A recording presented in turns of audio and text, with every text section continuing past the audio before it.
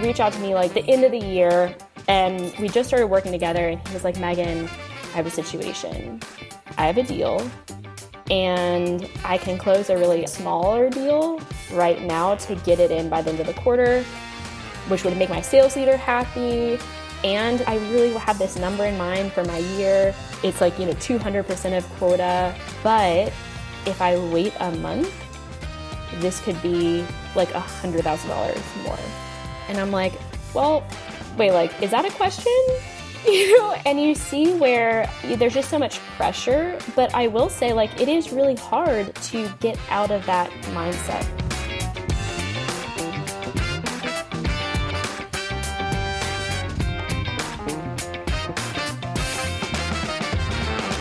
Hi, friends. Welcome to the Sales Enablement Podcast. I'm your host, Andy Paul. That was Meghann Misiak. Meghann's the founder of her training and consulting venture called The Path to President's Club.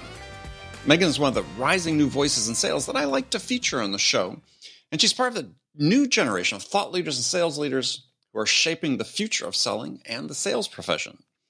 And in our conversation today, we talk about a wide range of topics, including the work Meghann is doing to train sellers how to harness the power of the MEDDIC framework to help them win more deals by more effectively working with their buyers. Now, we get into all this and much, much more, but before we get to Meghann, I want to remind you to subscribe to this podcast wherever you listen to it, and I want to remind you to check out my most recent book, Sell Without Selling Out. It describes a modern, human-centric framework for increasing your win rates and shortening decision cycles without having to use the salesy behaviors that buyers really hate. It's available everywhere you shop for books, online, and in stores. Okay, let's jump into it. Meghann, welcome back to the show. Thank you for having me, as always. Yeah, good to see you. So, people who aren't familiar with you, tell us what you do. Tell us a little bit about you. Hey, so I'm Meghann Misiak, and I run a company called The Path to President's Club. So I do a combination of sales coaching, right, for both corporate clients. I have a few one-on-one clients, and something new that I'm launching is bringing group training, forming a group coaching program for the first time, which I think is really exciting. So I really help people get to President's Club. That could be a few things, right? It could be a literal President's Club trip, which I'm sure you've been on a few. Or it's also figuring out what President's Club means to people. Is it mastery? Is it getting a promotion? Or is it also even for top performers having more balance in their lives? Right. So, that's funny. Connecting President's Club to balance in your life. Usually people think if you have to hit President's Club, you got to grind. Yeah. And I mean, I'm reading your book right now, and I'm going to admit I haven't read the whole thing because I read one line, I highlight it, and then I start to read the next line, and I can't because there's so much happening in my brain. It inspires so much. And like you talk a lot about how most of the top performers I work with, they want to hit compensation levels. They have certain goals, right? Like it could be 200% quota, 300% quota, bigger deals. But I also find that a lot of them are kind of they're really disillusioned with the idea of, okay, like you hit all these crazy levels of success. Now just work harder. Just do it again. Just do it again. So it's funny. A lot of people that work with me, one of the coaching clients told me I wasn't prepared for all of the mindset shifts that were required and are part of the work, right? Even just being asked, what is your goal? Is it, and the more important question is like, why is that a goal for you? So it's interesting. A lot of people aren't asked that. Right. What is your goal? Not what is the goal the company assigned to you, but what is your goal? Yes. Yeah. They're like hitting quota, obviously. And you're like, okay, well, what if, I've also worked with a lot of people where the quota is unrealistic, unattainable, or people who are hitting 3x quota over and over and over. It's like that goal is meaningless, you know? And I think that's also top performers I find are most underserved by internal training, right? Because most of the time, internal training is designed to get the majority of the people to that level. It doesn't usually help top performers get to the next level of their success. True. Well, it's an interesting conundrum because, Yeah. read all the time on LinkedIn, people complaining, like when we're talking about coaching, and there's people make comments, it's like, well, managers have more time to coach top performers if they weren't spending so much time dealing with the bottom. And my experience is really working with companies and sales leaders for a long time has been really just the opposite, is that sales leaders actually spend a disproportionate amount of their time with the top performers because I think that's where they're going to succeed. Mm-hmm. And yeah. But you're right. It's the training sort of geared to those who are up and coming and not the top. But on the other hand, I think the top people get more of the one-on-one attention that should be spread more evenly throughout the teams, typically. Yeah, and that's a good point, right? I think it's like we think about management and we think about training and development. And I think that distinction is the key there because I think most top performers are getting management, right? Where how can we close these deals? Yes. How can it's not on developing their skills or developing them. And I think a lot of like top performers, it's just so much focus on the goal and the deals. And even their time is spent training other people or coaching or mentoring other people, right? Mm-hmm. And I think a lot of times they're like, don't be selfish. But I think everyone should be selfish because then you have top performers who they're unhappy because they can't get to the next level. So they go to another company. And a lot of people reach out to me because they're like, I'm tired of just jumping from company to company trying to find resources. But what I find is that it's more of a systemic issue. It's more common across all of the companies. Right.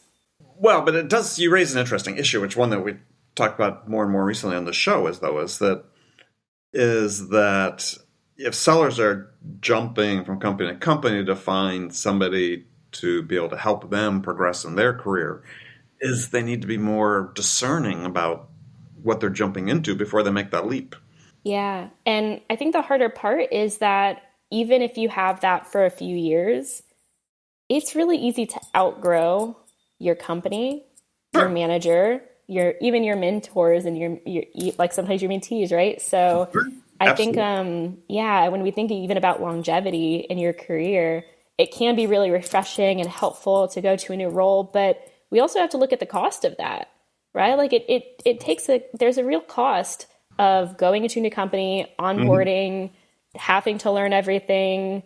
Even if you're staying within the same industry, there's still, a ding in terms of your compensation, your even just, getting from level to level. So it's really interesting. I see a big trend of people investing in one-on-one coaching, just like you've offered, right? So I feel like it was more of mentoring in the past, but even we have all of these sales trainers they've been stuck over COVID and they're like, okay, what am I going to do over COVID? And it's even, creating virtual programs. And I feel like coaching, external one-on-ones, even outside of a mentoring, even more formal coaching is becoming a lot more common. Interesting. Yeah, it should be.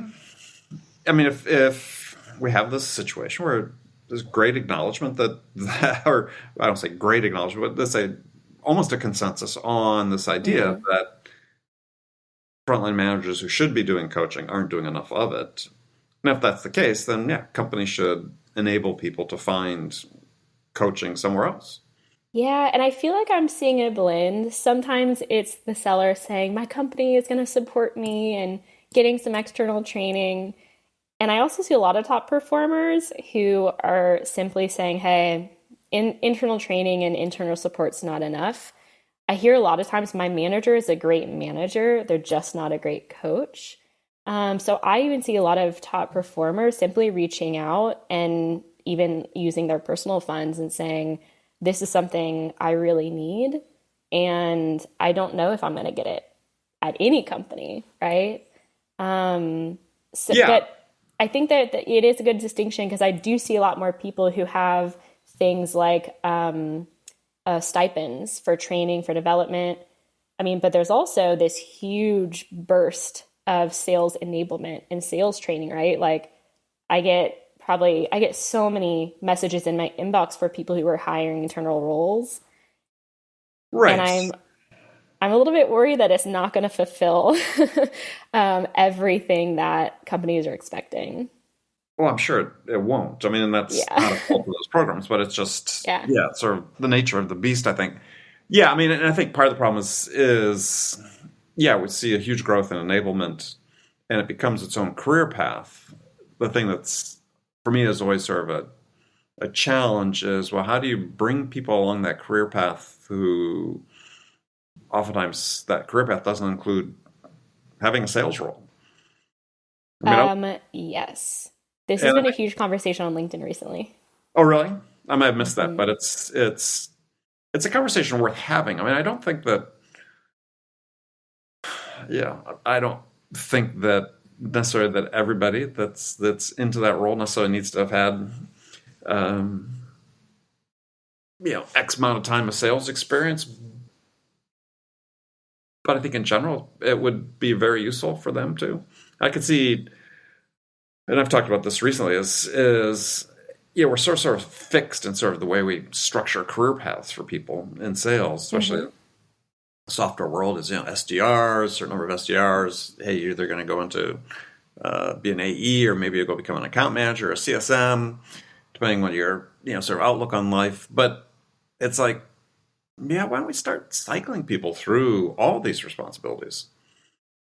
Why shouldn't somebody, as part of their career path, spend time in enablement?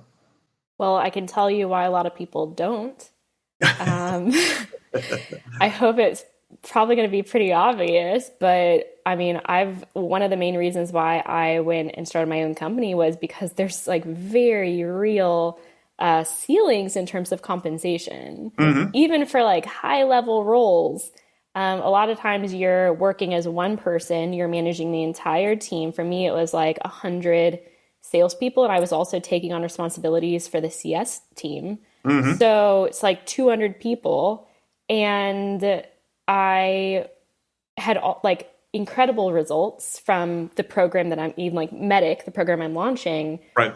And I was told like we don't just give away promotions, and I was like this program we doubled the best in case uh, forecast after 1 quarter of implementation. Hmm. And even when I go to these companies, it's like, well, that's the high end of our budget. And you're like, if you're looking for people who are skilled salespeople and have training experience and have those skills, why would they go into those roles? So what I find is that you have a lot of people who don't want to go into sales, or maybe they try sales, they don't really like it. Um, and those are the people that are going into enablement roles, right? It's like if you can't do, teach.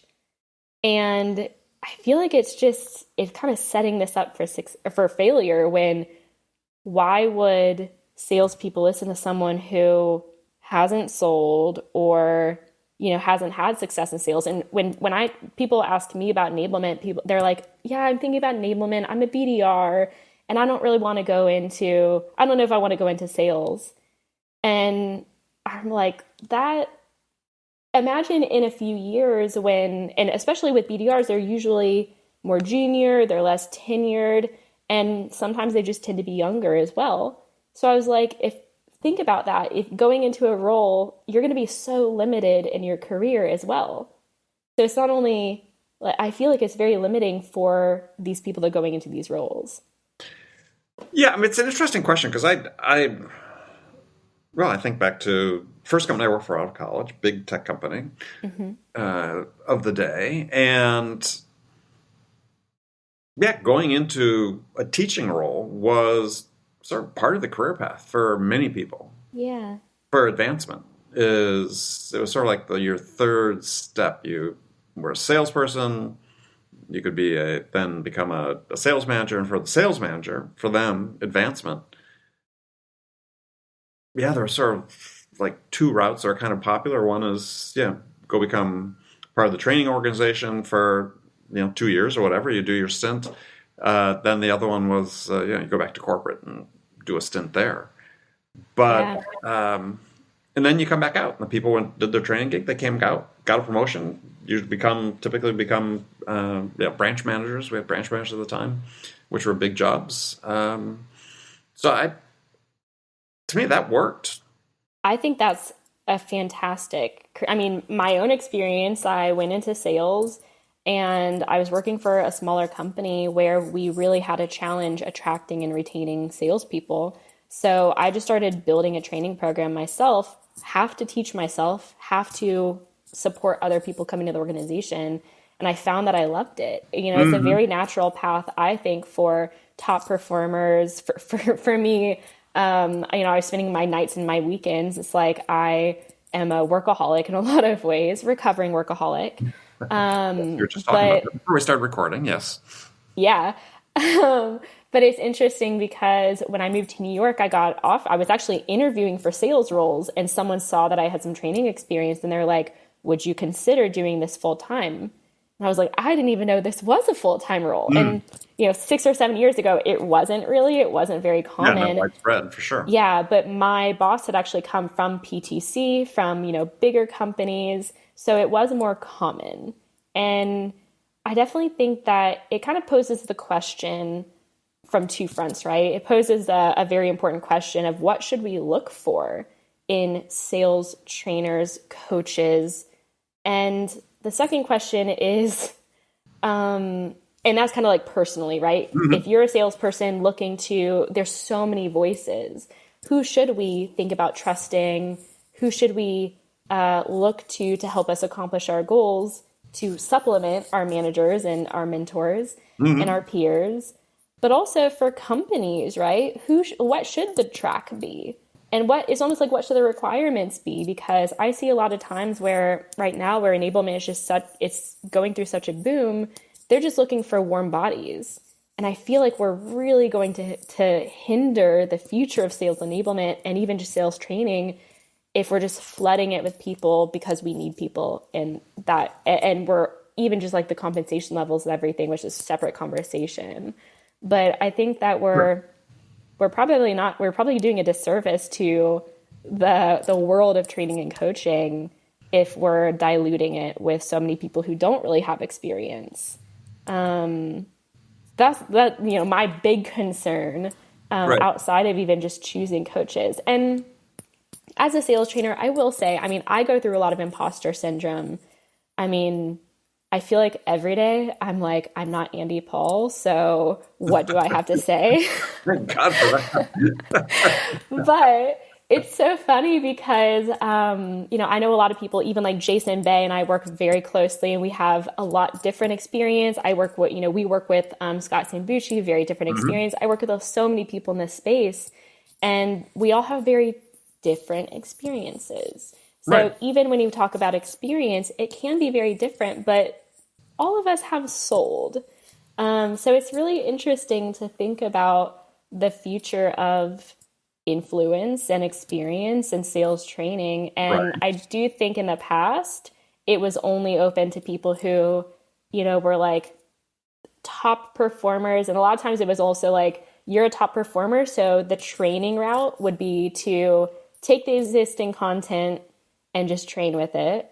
And it wasn't a great experience. You talk about in your book where you're like, you go to this stuffy room Hmm. and people like hammer you with things that are really salesy, very aggressive, Right. very pushy. So I also think that um, I'm kind of contradicting myself because I'm like, even if we broaden the experience or the requirements for experience, we can also, like Jason Bay has such a cool marketing background. That's one Hmm. thing I love about him. I constantly pick his brain. Hmm. And that brings a lot to prospecting. It does. So it is really interesting to think about, sales trainers today and what makes a great sales trainer, a great coach. And it probably is a very personal question as well. Like, what do you need most out of that role?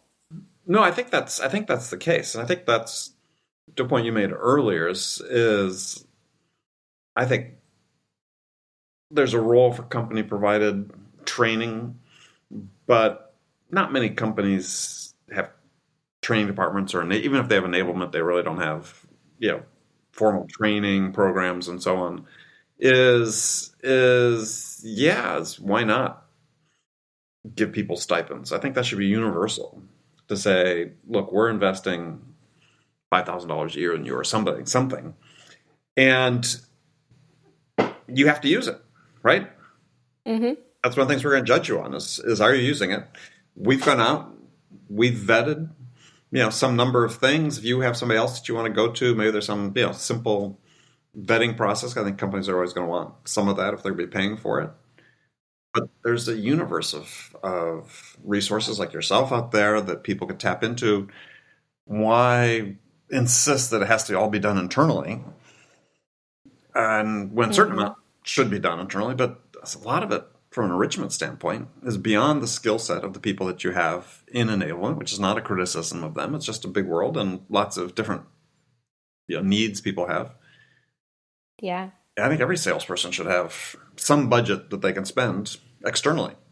And that's a great point you make about that, even coming from the world of enablement, which I've been in for 7 years. It's really hard to even form programs that appeal to everyone. When you look at, and I think this is also the common trap, and why I critiqued earlier enablement programs. I've been in that role, and I know when you're looking, you're like, okay, I've been in trainings where for example, I had to train people on advertising. Right. I knew nothing about advertising. We brought in a consultant to train us for 8 hours, and I had to put all of that into like a 30-minute training. Mm-hmm. And I looked in the crowd and I was like, oh, some people are looking at me like mind blown. This foundation is so great. I literally had someone who was very experienced in that industry look during a training, stare me and roll their eyes. Yeah. And you're like, I'm never going to win. So It's interesting to even figure out, look, there's so many different options. Even Jason Bave's program, Outbound Squad, I love. And when people reach out to me, I focus more on discovery and more of the mid-funnel sales process, right? So I always tell people, like, once you create pipeline with Jason, you close pipeline with me. And it's really interesting that there's also so many more training programs that focus on really mastering certain parts of it. So sure. It's exciting to see. And I also offer one-on-one coaching, and some of the clients talk to me and they're like, I talk to them about group coaching and they're like, no, I want a one-on-one coach. Like, I'm never going to do group coaching. I'm happy paying a premium. And I'm not going to lie, I like one-on-one coaching. I think I have 3 or 4 coaches right now, right, for different parts of my life. So I think it's really cool to see how we're not, there's so many options that are really beyond the cookie cutter, one size fits all approach. So it's a really cool time in sales training. Well, I think some of that sales, I have friends that own sales training companies, and they have valuable content, but to your point, not necessarily appropriate for everyone at the same time. As a enablement person running with responsibility for training up a sales team, I'd be more tempted to say, okay, well, what this training company does is great for this, 30% of the team. Yeah. And getting back to this idea that I think is the right idea is, I'm going to give them a stipend as part so they can spend part of that stipend on this training program. Instead of bringing those people in, it could be online or they go off-site, right? And then, for the other people, to your point, who would sit there be rolling their eyes because it was too basic, they can go spend that stipend on something else. Yeah, and it's interesting as well because even for smaller companies, I actually started my personal experience with sales training at Sandler. And I was very lucky. I actually had 2 trainers, Clint and Jim. Jim Marshall actually won awards for like countrywide awards for his coaching in Sandler. And they were incredible. And that's where I fell in love with sales training. And I learned a lot as a young seller. Early in my sales career, I feel like it's really good foundations. Just understanding the basics, right? Understanding pain. They have the pain funnel. Yeah, I still use upfront contracts in certain aspects of their training. And at the same time, I also had people who I would go to the training every week. They could probably run the training themselves. They would be like, I know this exercise. They'd be like, win all the games. And I would go on sales calls with them, and they would just revert back to everything that they like should know not to do. So it's also really interesting because we're also in an interesting part of sales training where we have more tools than ever before. So, tools for accountability. We have more data than ever before, so we can use a test to actually get feedback. But I kind of see them being used for evil, not necessarily good. What I mean by that is like control, right, and especially compliance. And I feel like there's so much of a focus on data versus development. And you're like, what is the data supposed to be used for, right? Like, are we just collecting data? But I feel like a good example is on Gong. I have a lot of, when I was in full-time enablement, I had the marketing team. They're like, hey, can you let us know how many times people are actually using the script? And I was like, ooh, can I say no? Like, I don't want to run this report. I got a tattletale on people. Yes. Yeah. And I'm like, there's so many better uses for it. So I also think there's a really interesting place for people who are just burnt out from the company-led training programs, right? Including myself, who led them for a long time. What people don't see behind the scenes is the incredible pressure to, oh gosh, there's so many things. There's just so much pressure, right, to do training that is a checkbox, to hold people accountable and to focus on compliance rather than development. There's so many things that, I actively fought, but you're really freed from when you go outside of the company as well. Well, I think it's part of the reason I think this idea of what I'm advocating for on the show, we'll talk more about it, I'm sure, is because it's been on my list of things to spend more time talking about on the show, is this idea of, unleashing the budget for enablement and training. Yeah. And giving people more discretion over how they spend it to help themselves develop. I know it feels threatening to sales leaders and perhaps some enablement people, but on the other hand, I think enablement could be an incredible resource to say, these are the resources that are out there, and point people in the right direction. Yeah, and I think it's so interesting to have that perspective. And I think why a lot of people wouldn't explore that is because, say, most of the time, like CROs, they're used to managing sales managers. And you wouldn't have a sales manager who like goes outside of their team bring someone else in to manage their team, right? But when it comes to sales training, there's so much value in, for example, like working with some of the most successful clients I work with. They have a robust sales enablement team, and they're learning, like, as I'm doing the content that I've developed over years, they're enabling it, which what I mean by that is, they're taking it, they're putting it into the systems, they're holding people accountable, they're hosting sessions to dive deeper into the content. And as you mentioned, they're also learning themselves. Right. And so, I think it's also, we're just expecting so much from one person. I don't know if you've seen this very, very famous TED Talk about like how we hold our partners to these standards of like everything. We want them to be mysterious as well as comfortable. And like a lot of times those are very conflicting. I feel like the same thing for sales enablement, sales trainers, where we want them to be very experienced, but also we want to save money. We want them to be a prospecting specialist as well as a negotiation and closing specialist. And like people are also human. And I feel like it kind of goes into the generalist versus specialist conversation as well.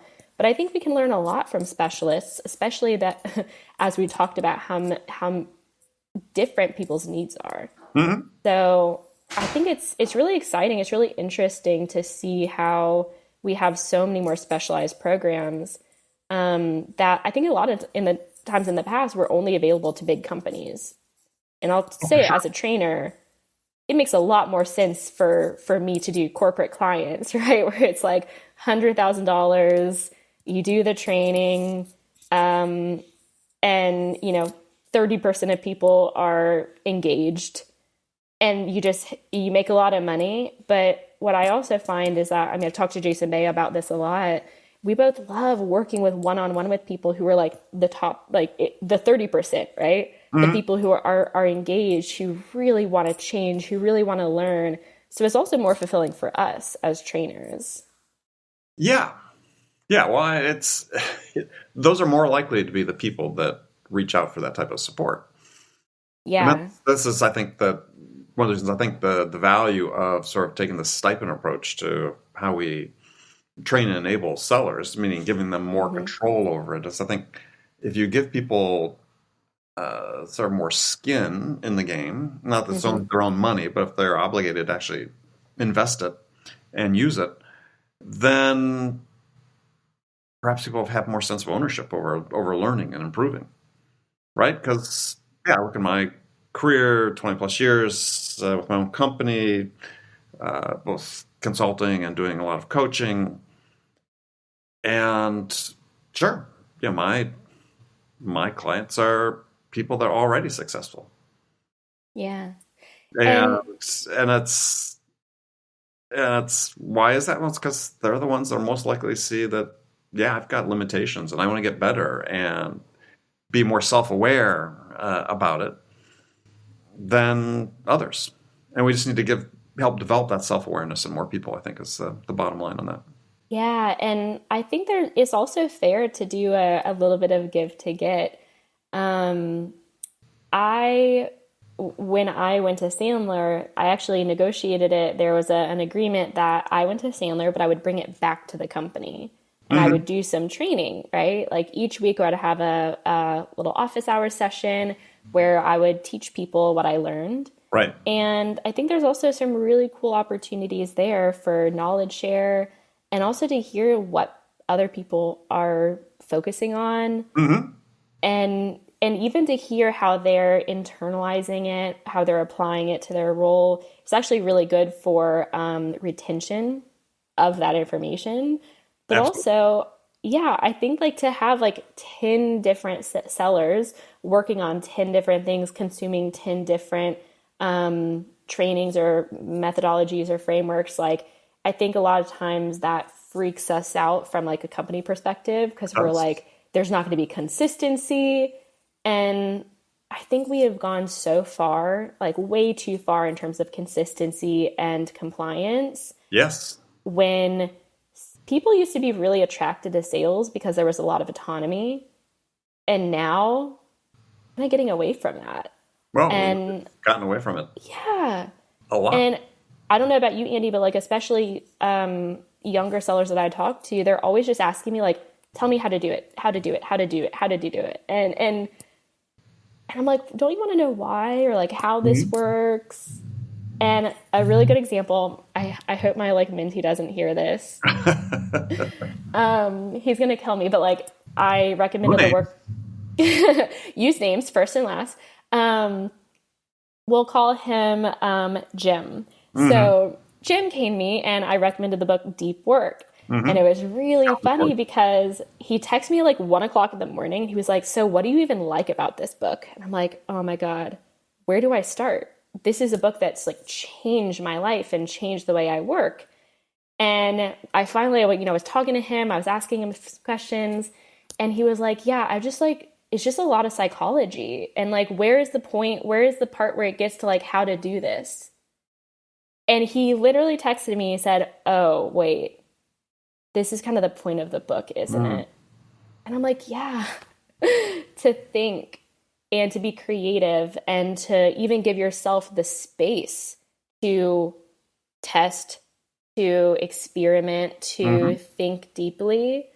And I do think that's one of the things that we've lost in a lot of our sales training. Even in sales training, being enablement, I was constantly told, just tell people to do this and then hold them accountable. Right. Or my favorite, can we just like give them a test? You're going to laugh. Yeah. Tests work wonderfully. I actually did, there are sometimes I just had to say yes to things. So one of my favorite tests that we ran, we like had a new product. Someone developed a test for it.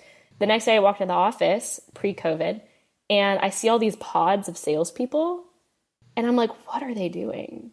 Like we usually have a lot of, knowledge share and everything, but like not this specific. Right. So I look over their shoulder and they're like, okay, next question.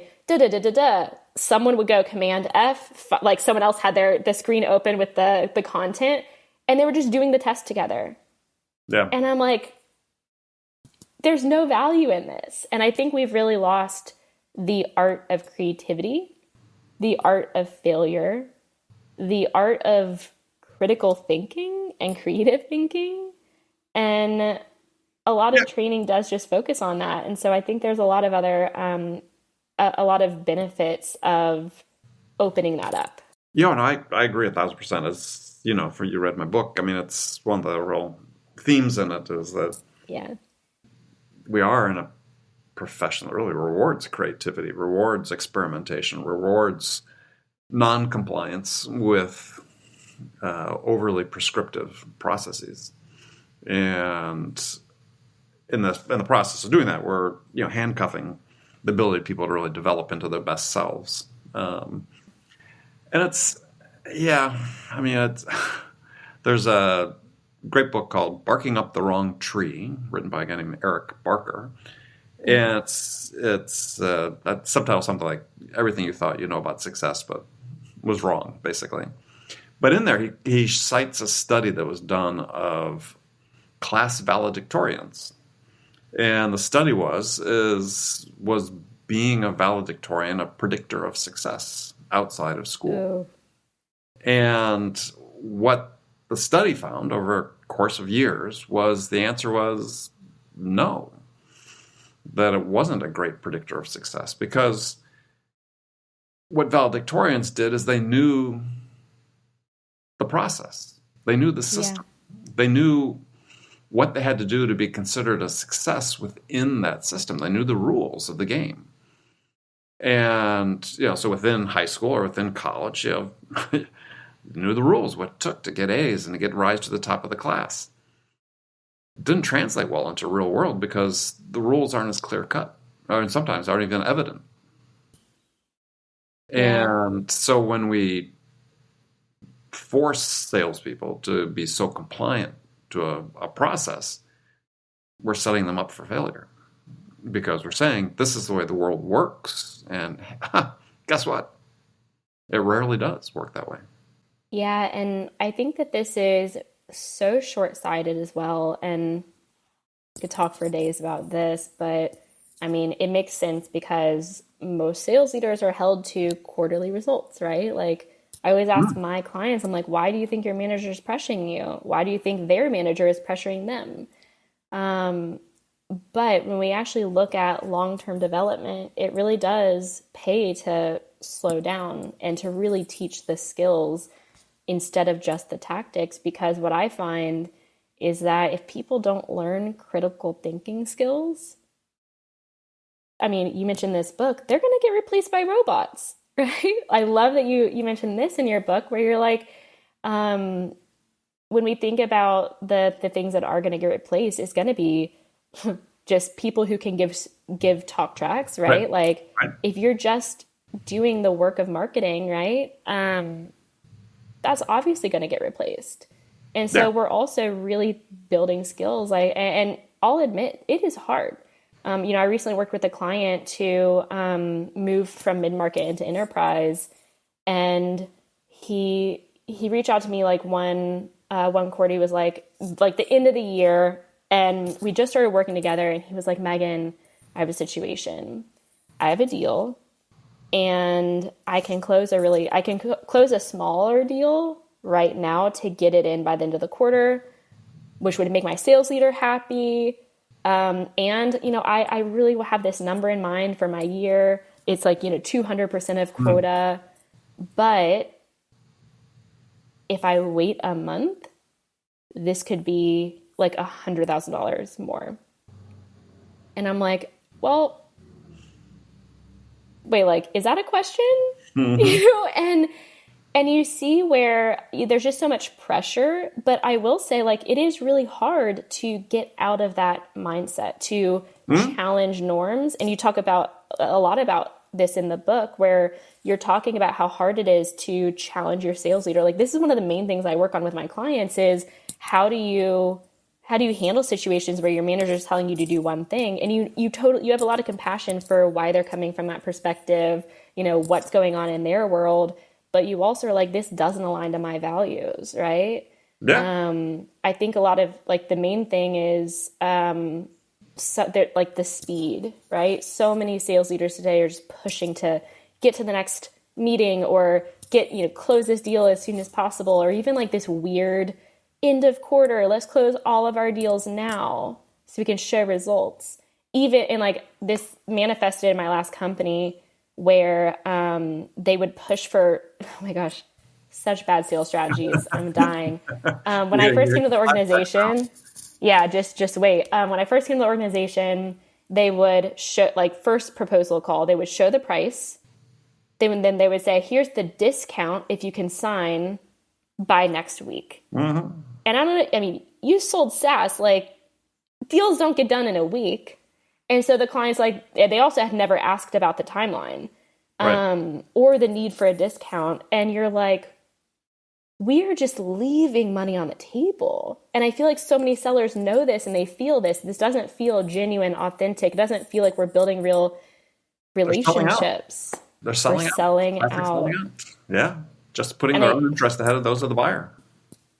And I'm curious, Andy, I do feel like it has been, I feel in some ways that this is a new trend, right? Where with, for example, with, quarterly earnings and in so many companies that have received funding. But I also look at, I watched what is it? Glenn Ross.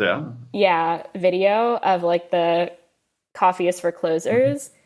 And I was like, oh man, this is what we used to be held accountable to, right? Like super sleazy, super salesy, right? Like this has always been a challenge. Yeah. I would say that as someone who's been around a long time, is the degree of salesy has actually increased. Interesting. Yeah. And not by huge margins, but it's just in general, I think it's increased. And yeah, part of the reason why I wrote the book is because we're not getting better in this regard. So yeah, and people have this thought as like everything was like Glenn and Ross, and it's like, no. I mean, this is a persistent problem that's existed for a long time, and as I said, I think arguably is getting worse. And what's interesting about that is that especially as more training, systems and more consistency and compliance comes into play, I think we're going to get in this weird environment. We're probably already in it, where people like differentiation is going to become even more important, because I feel like so many people are using the same talk tracks, the same strategies, and even if they're good strategies, like for example, like, personalization and relevance, like these are strategies that are great, except they're so misused, and they're so commonly used, right? That again, it brings up the point of how critical thinking and creativity are going to be so much more important, even as more, compliance comes into play and more technology. Finding creative ways in is going to be such an important skill. Well, I think it's finding, as I write about the book, it's finding creative ways to differentiate yourself. Yeah. As a seller, right? How are you creating this experience for the buyer that's memorable in a positive way, as opposed to being memorable in a negative way? Because yeah, in the mind's eye of the buyer, most products are interchangeable. So if the products are interchangeable, on what basis do they make their decision? Absolutely. It's you. You're the And tiebreaker. Yes. And I loved, oh my goodness, the line in your book where you said, most buyers are buying in spite of you as a salesperson. I just cringed so hard. I like highlighted it and starred it because I've been that buyer.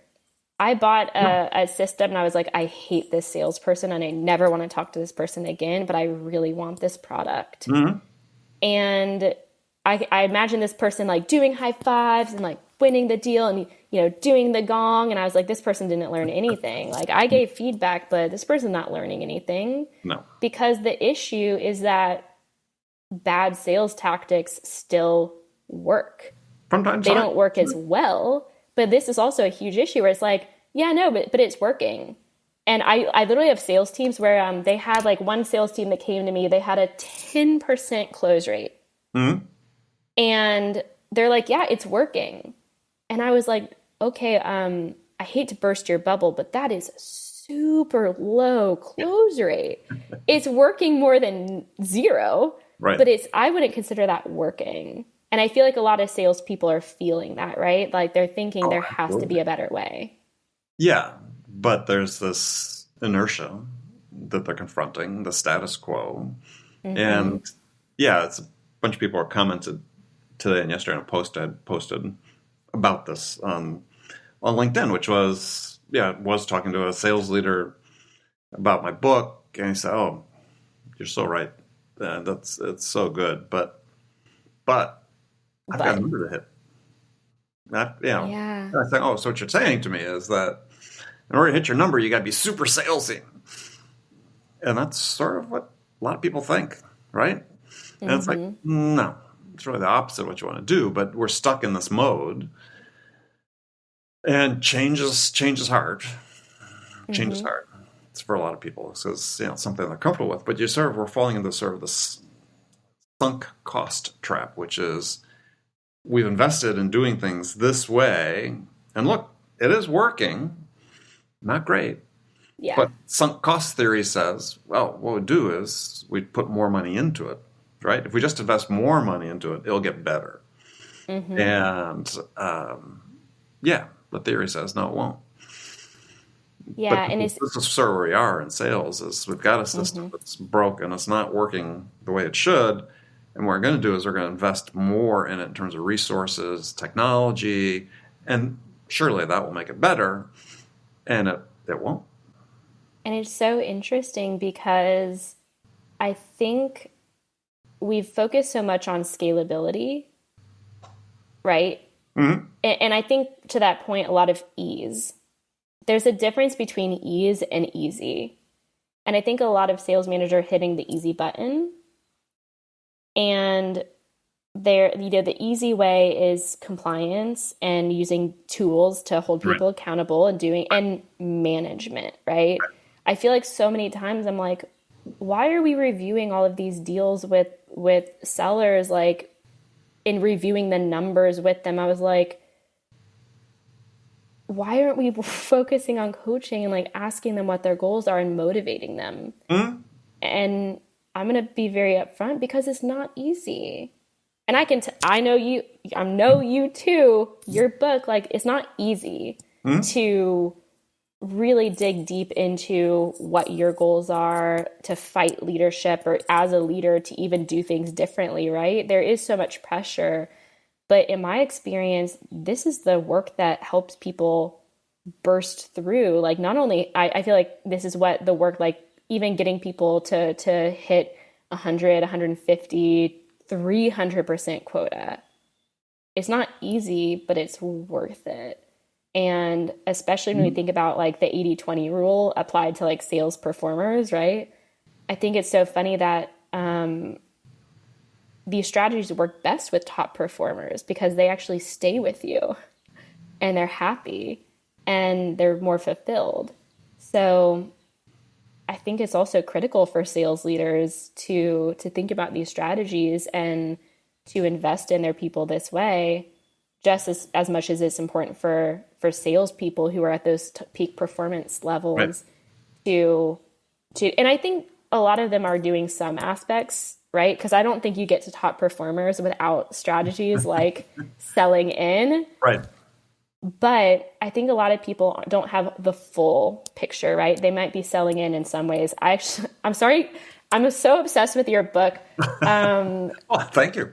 I loved, I think I starred like so many of you had this super easy chart, selling in versus selling out. And I feel like this is like a checklist for people, right? Because some ways they're probably selling in. But I think the question is like, how can you just get more of that checklist? Mm-hmm. You know? Because I think a lot of people, even like one of the coaching clients I talked to today, he's like, yeah, I'm already doing a lot of champion enablement. Yeah, I'm already doing a lot of it. And I was like, okay, well, this is like the end of the deal. This is where we need to lean into it. Mm-hmm.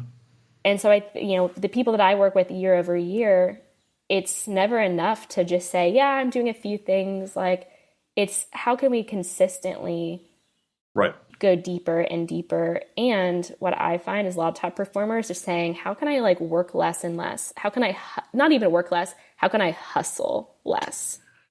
Yeah, which is a topic which is out there more and more these days. Yeah, thank goodness. Yeah, no, deservedly so. Yeah, I mean, I'm trying to think. Yeah, okay. When did this really come up, right? This whole idea of sort of this hustle culture. It's like, I mean, I spent my entire career in sales, travel. Let's say capitalism. Yeah, well, but I don't think it's just pure capitalism. There's something else that's sort of come up sort of in the last 10, 15, 20 years. It's just a little bit different in that regard. People always worked hard. But there's something about this hustle ethos that is counterproductive, right? Because if you want to have a long career in this business, I mean, you have to be able to act with urgency. You have to be able to be responsive, but you also have to understand. I spent years selling deals that took years, oftentimes, to close. Is that you got to have a little patience in here. Yeah. And I'm honestly just excited to see some different content, some different areas of focus. And someone called your book the new, like, 7 Habits of Highly Effective People, or like How to Win Friends and Influence People. And I was like, yes, it is the new Bible of the 2020s. And yeah, it's a lot of pressure, but I think it holds up to that name. But I'm also just seeing a lot of great training programs, a lot of great coaching programs, and a lot of opportunities for people to sell in and to learn not only the skills, but also the mindsets and the habits, and get some support, right, from a coaching perspective, because we know that it's really hard to implement these things. So excited to see these coming out. Yeah, well, if people want to get in contact with you about your coaching programs, how can they do that? Yeah, so I'm very active on LinkedIn. My name is very unique, so it should be easy to find me. But you can also go to www.path2topresidentsclub.com. Excellent. All right. Well, Meghann, thank you for joining me again. Thank you so much. It's always such a pleasure. Always fun, yes. And when's your book coming out? I know. So my book is being written. I feel like you keep pressuring me. I'm like, well, how can I write it when I'm not done with the story and I'm not done with the journey, you know? But you always tell me, you're like, think about it like your bookshelf, you know, it's just the first one. Not a book. That's right. Exactly. So I'm working on the pressure there, but excited to start building it out more. Good. All right, Meghann, thank you so much. Thank you so much. Talk to you later. Okay, friends, that's it for this episode. First of all, I want to thank you for taking the time to listen. I'm so grateful for your support of the show. And I want to thank my guest, Meghann Misiak, for sharing her insights with us today. If you enjoyed this episode, please subscribe to this podcast, Sales Enablement with Andy Paul, on iTunes, Spotify, or wherever you listen to podcasts.